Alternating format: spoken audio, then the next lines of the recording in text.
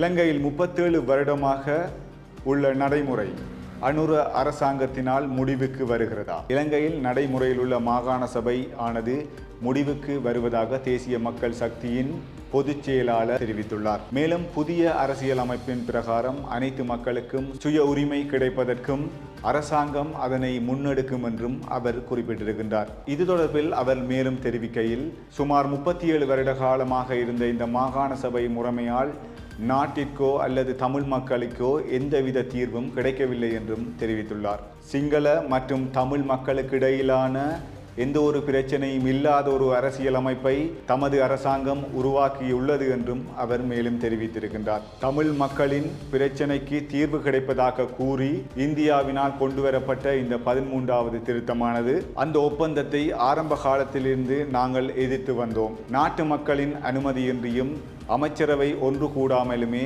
இந்த திட்டமானது கொண்டுவரப்பட்டது. எனவே பயனற்ற இந்த மாகாண சபை முறைமையால் தமிழ் மக்களுக்கோ சிங்கள மக்களுக்கோ எந்தவித பயனும் இல்லை என்றும், சரி செய்வதற்காக தேசிய மக்கள் சக்தி புதிய ஒரு அரசாங்கத்தை உருவாக்கியுள்ளது என்றும் அவர் மேலும் தெரிவித்திருக்கின்றார். இதற்கமைய இலங்கையில் உள்ள அனைத்து தரப்பினரிடமிருந்து இந்த விடயம் தொடர்பாக கேட்டறிந்து நடவடிக்கை எடுக்கப்படும் என்றும் கூறியிருக்கின்றார். இவ்வாறு மாகாண சபை முறைமையானது இந்தியாவினால் கொண்டுவரப்பட்டது.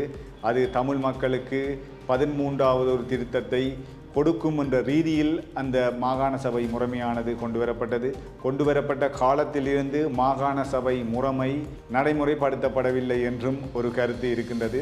அதையும் தாண்டி இப்போது இருக்கின்ற அரசு அந்த மாகாண சபை முறைமை தேவையில்லை என்ற ஒரு கோட்பாட்டை முன்னெடுக்கின்றது.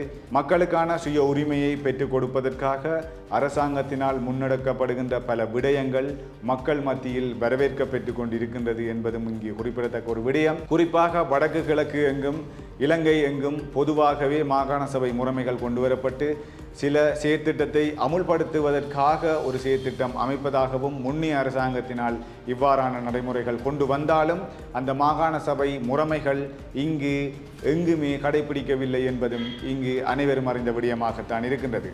அதனால் இப்பொழுது இந்த மாகாண சபை முறைமை இல்லாமல் 37 வருட காலமாக இருந்த முறைமை இல்லாமல் ஆக்கப்படுகின்றது என்பதுதான் இங்கு ஒரு பேசு பொருளாக அமைகின்றது. மற்றொரு தகவலின் ஊடாக சந்திக்கும் வரை வணக்கம்.